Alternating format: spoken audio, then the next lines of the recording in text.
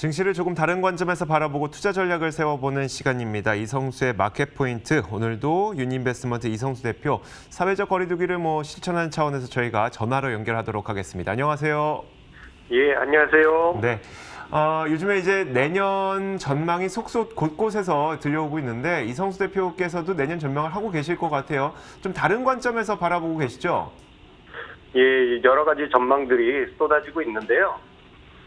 생각해 보면은 여러 가지 관점들 속에서 저 같은 경우에는 이제 예측 가능한 변수를 토대로 해가지고 관점을 가지고 시장을 전망을 하려고 합니다. 최근에 보게 되면은 올해 솔레미아미 피살 소식으로 시작해가지고 올해 내내 코로나 이슈로 해서 시장이 안 좋긴 한데 내년에는 이 예측 가능한 변수들이 좀 재미있는 상황을 만들 것 같아요. 그렇다면 이제 예측 가능한 변수들로 2021년을 예상한다면 그런 변수들은 어떤 게 있을까요? 예, 예측 가능한 변수들을 뽑고 보니까요. 예, 가운데 두 개 다 숫자가 들어가더라고요. 그래서 그 힌트를 이제 첫째 글자에 숫자가 들어간다는 것을 힌트를 드리고 첫 번째로 이야기 들으신 것은 우리가 수출입 동향 자료에서 2021년을 예상해 볼 수가 있겠습니다. 특히 올해 같은 경우 수출입 쇼크가 지난 2분기 때 너무나도 컸기 때문에요. 내년에는 기저 효과가 매우 가시적이고 매우 날카롭게 나타날 것으로 예상이 되고 이것을 토대로 본다면은 내년 증시 시나리오가 명확하게 그려볼 수가 있겠습니다. 수출입 통계의 기저 효과를 기대하신다고 말씀하셨는데 올해는 워낙 안 좋았다 보니까 내년에 조금만 좋게 나와도 굉장히 좋은 것처럼 보일 수가 있어서 이런 것들이 시장에도 긍정적일 것으로 전망을 하고 계시는 것 같거든요. 어느 정도 될 것 같으세요? 예, 내년 수출이 어느 정도 될지는 가봐야 정확한 값을 알겠지만 그래도 우리가 대략적으로 짐작해 볼 수 있는 게 2019년이나 2018년 수준으로 수출이 회복하지 않을까라는 가정을 해보고 2021년에 수출을 추정해 볼 수가 있겠죠.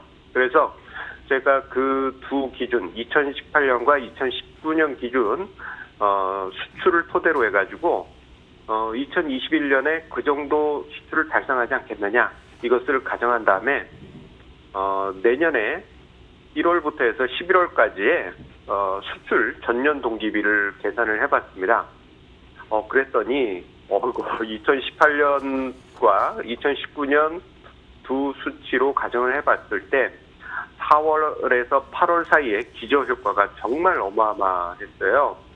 관련해가지고 이제 표도 제가 준비를 해봤는데요. 우리가 생각해 보면은 2018년과 2019년 두 자료 중에서 2019년은 수출이 좀 위축되고 2018년은 수출이 양호했던 해였습니다. 자, 그런데 2019년으로 수출이 회복된다 가정했을 때 내년에 4월과 5월에 수출의 전년 동기비 증가폭이 30%에 이릅니다. 예, 어마어마한 수치죠. 자, 이러한 수치는 2018년 수준으로 수출이 기록했을 때도 마찬가지여가지고요. 4월에서 6월에 30% 이상을 기록하는데 특히 5월 달에 2021년 5월 달 같은 경우에는 45% 이상으로 수출이 증가할 것으로 보여집니다. 자, 화면상에 이제 막대 독표를 보시더라도 어마어마하게 4월에서 6월 사이에 수출이 급증했다는 것을 볼 수 있는데요. 다만 수출이 2019년 수준 정도로만 회복될 경우에는 1분기에 수출이 좀 미미한 성장이 예상이 됩니다. 2분기에 다시 급증하긴 하는데 3분기부터 해서는 좀 위축 속도가 빨라져요. 그런데 만약에 좀 이제 희망적인 시나리오지만 2018년 수준으로 회복될 때는 2021년 연중 내내 기저 효과가 강렬하게 발생하면서 내년 3분기에도 20% 이상의 수출 회복이 나타날 것으로 그렇게 예상해 볼 수 있겠습니다. 네. 내년에 수출이 턴어라운드 하게 될 것이라는 기대감은 아마 다들 갖고 계시는 것 같아요. 그래서 지금 증시에도 이 기대감은 어느 정도 선 반영되어 있는 것 같기도 하고요. 자, 그렇다면 내년에 이렇게 좋아지게 되는, 기저효과로 좋아지게 되는 수출의 증가율이 증시에는 실제로 어떤 영향을 갖게 될까요? 이제 이 부분이 가장 중요할 겁니다. 수출이 과연 이게 주식시장에 어느 정도 영향을 미칠 것이냐. 자, 이 부분을 생각하실 때 두 가지 가정을 좀 해보실 필요가 있습니다. 하나는 주가는 기업 실적에 선행해서 움직인다는 것 하고요. 그리고 수출입 통계를 보실 때 수출 성과가 대략적으로 상장 기업의 평균 매출 성장률로 이어집니다. 그래서 앞서서도 언급드렸습니다만 2020년 2분기에 만약에 2018년 수준으로 수출 회복이 발생할 경우에는 거의 40%에 가까운 수출 증가율이 발생하지 않습니까? 자, 이것을 토대로 해서 보면 기업들의 2분기 매출이 전년 동기 비 20% 수준으로 증가할 수 있음을 암시하고 있고요. 이 수준은 정말 어마어마한 수준입니다. 특히 이제 2019년에 미약한 수준의 수출을 기록한다 하더라도 거의 20% 수준의 수출 증가, 20% 이상의 수출 증가가 예상이 되기 때문에 2분기에 기업들의 평균 매출 증가율이 10%를 훨씬 넘어갈 겁니다. 자, 여기에 올해 같은 경우 기업들이 비용 절감 노력들을 해가지고 매출이 급증한 상황에서 순이익이 폭발적으로 늘어날 수가 있습니다. 올해 3분기 같은 경우에도 보게 되면 매출이 감소한 폭보다 순이익의 감소폭이 매우 양호했거든요. 이러한 이제 고정비용 감소 효과 속에 내년에 수출 증가 그리고 매출액 증가가 이어지게 되면은 순이익이 상상 이상으로 폭발적으로 증가할 수 있고요. 경우에 따라서는 개별 기업 단위에서 좀 이런 일들이 벌어질 것 같아요. 매출액은 두 자릿수의 증가, 그리고 순이익은 세 자릿수의 폭발적인 증가를 기록하는 기업들이 크게 늘어날 것으로 예상이 됩니다. 정말 말씀하셨던 것처럼 기업들의 실적이 내년 2분기까지 폭발적으로 증가를 하게 된다면 당연히 주가도 올라가게 되겠네요. 예, 이 기대치는 앞서서 언급드렸지만 2분기까지 예상 시나리오로 볼 때 긍정적이었지 않습니까? 자, 이런 것을 감안해 보면 내년 초부터 해서 상반기 실적이 공시되는 2021년 여름까지 이러한 기대가 지속될 것으로 예상이 됩니다. 다만 3분기부터는 그 매출 실적이나 수출 실적이 2분기에는 2분기에 비해서 못할 가능성이 절대적이기 때문에 만약 내년 3분기 때 코로나 쇼크를 다 이겨낸 이후에 수출입 동향이 매우 강렬하지 못할 경우에는 여름을 보내고 난 다음에 뭔가 좀 찝찝한 증시 흐름이 나타날 가능성도 우리가 좀 고려해야 될 부분이 아닌가 싶습니다. 자, 수출입 통계를 통해서 예상 가능한 첫 번째 변수로 살펴봤고요. 또 다른 예상 가능한 변수는 어떤 게 있을까요?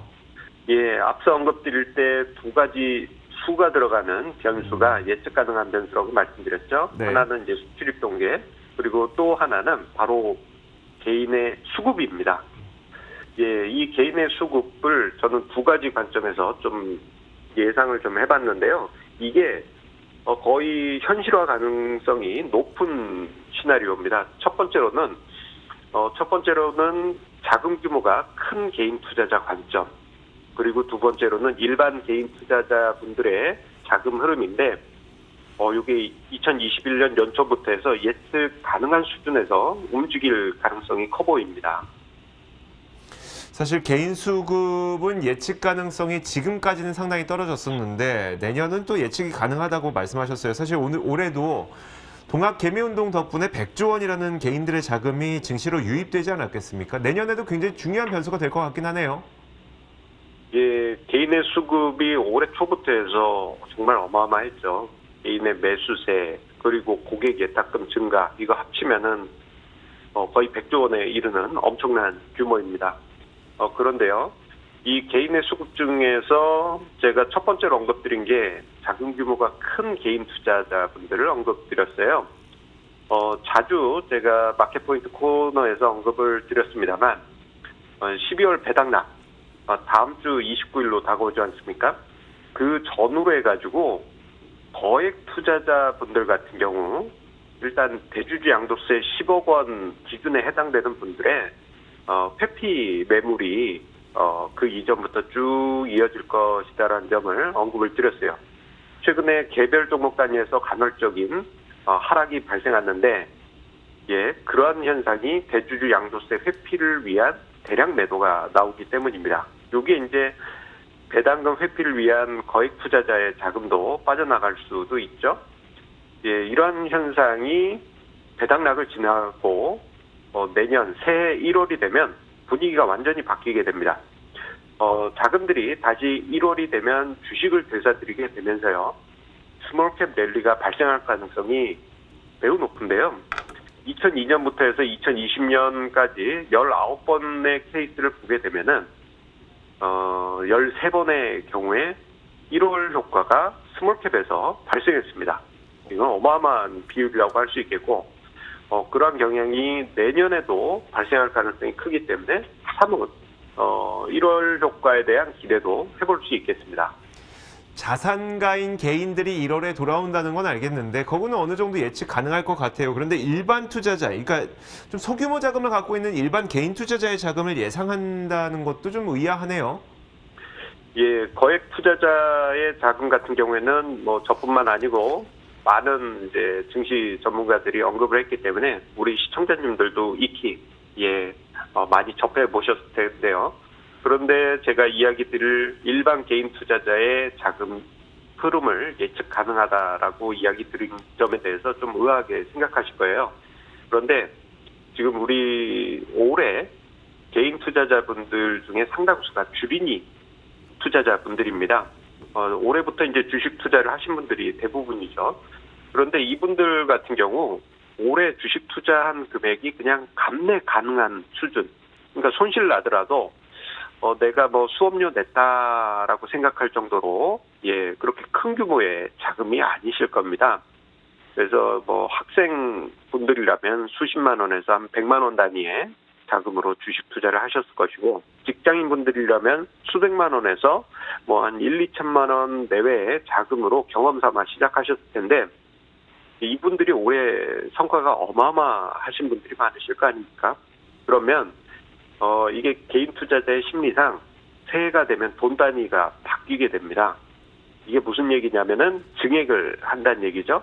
그래서 개인 투자자에 따라 틀리겠지만 은근히 많은 개인 투자자분들이 투자자금 뒤에 0 단위를 하나 더 붙이실 것입니다. 그래서 이로 인해 가지고 투자자금이 크게 되면 증시의 색깔이 바뀔 가능성이 높아요.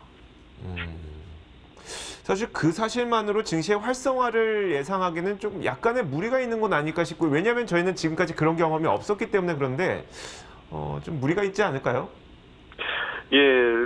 조금 전에 언급드렸듯이 개인 투자자, 일반 개인 투자자의 자금이 0이 하나 더 붙을 가능성이 크다라고 말씀드렸잖아요. 네. 이제 뭐 100만 원 단위로 하신 분이라면 수천만 원 단위의 투자 자금이 될 것이고, 뭐 1, 2천만 원 단위의 자금으로 투자하신 분들은 억 단위로 늘릴 가능성이 큽니다. 이렇게 이제 그 개인들의 군중 심리를 보면 대략적으로 일반 투자자의 자금을 예상해 볼 수 있는데, 이제 문제는 자금 규모가 이렇게 커지고 나면요, 예측할 수 없는 혹은 자신이 감내할 수 없는 수준의 자금이 이르게 됩니다. 그래서 이제 몇백만 원 단위로 투자할 때는 뭐 이렇게 견딜 수 있지만, 손실이 나더라도 견딜 수 있지만, 수천만 원, 수억 단위로 투자를 하게 되면은 이때부터는 사람의 마음이 바뀌어요. 시장이 조금만 흔들려도 내가 월급 단위의 손실이 발생했네, 연봉 수준의 손실이 발생했네, 이러한 상황이 발생하게 되면은 투자 심리가 패닉 상태에 빠지게 될 겁니다. 그래서 내년에 개인의 유동성이 뭐 큰 자금이든 일반 개인이든 자금이 증액될 가능성이 높지만, 변동성이 지금보다 엄청나게 커질 가능성이 커집니다. 그래서 모멘텀이 발생하면 상승할 땐 엄청난 상승, 하락하면은 엄청난 하락이 발생하면서 2021년에는 개별 종목 단위의 급등락, 그리고 지수에도 비슷한 영향이 개인 자금에 의해서 나타날 것으로 그렇게 예상이 됩니다. 알겠습니다. 말씀하신 거 들어보니까 이제 전반적으로 내년을 좀 좋게 보고 있긴 하지만 이런 여러 가지 악재라고 하기는 뭐하고 좀 변동성 요인들 이런 것들이 있기 때문에 내년 시장도 그렇게 막 녹록치만은 않을 것이라는 전망을 해주신 것 같거든요. 이 전망을 토대로 내년 증시를 전체적으로 정리해 본다면 어떻게 정리해 주시겠어요?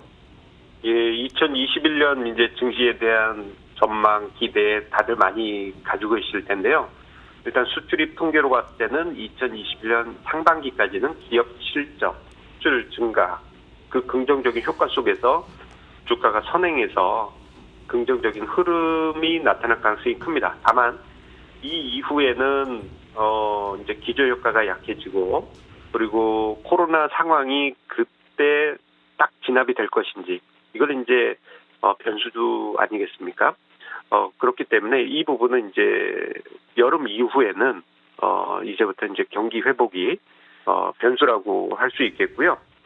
개인의 투자 자금 같은 경우에는 워낙 강렬한 자금이 들어오기 때문에 올해 그 3월 이후 9개월 동안 경험했던 변동성보다 더 강력한 변동성이 나타날 것으로 각오하실 필요가 있겠습니다.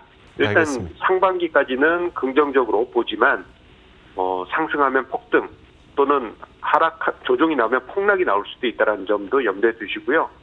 그리고 내년 하반기의 시나리오는 우리 그때 가서 생각하기로 하죠. 네, 알겠습니다. 지금까지 유니인베스트먼트 이성수 대표였습니다. 고맙습니다. 예, 고맙습니다.